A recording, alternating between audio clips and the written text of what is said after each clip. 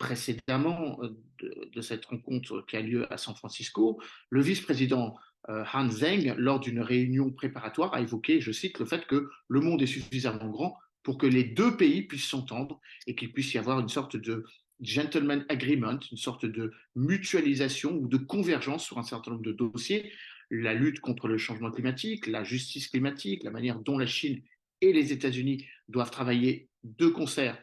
pour permettre aux pays en développement de ne pas limiter leur développement tout en maintenant une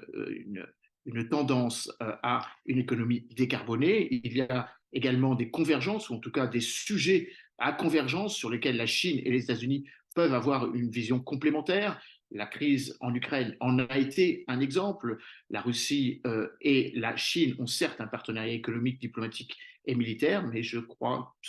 pouvoir affirmer que la Chine ne voit pas d'un très bon œil le fait que ce conflit s'éternise, ne serait-ce que pour sa volonté et sa capacité de dialoguer aussi avec Kiev sur un certain nombre de domaines, notamment la coopération spatiale. La crise au Proche-Orient entre Israël et Gaza n'arrange pas non plus la Chine, qui se verrait bien jouer une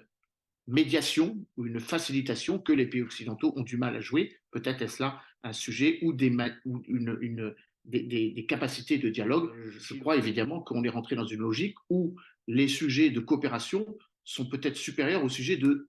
divergence ou de, de complexité ou de dislocation du système international. Un certain nombre de déplacements de personnalités américaines en Chine ont démontré la volonté d'essayer de trouver les moyens de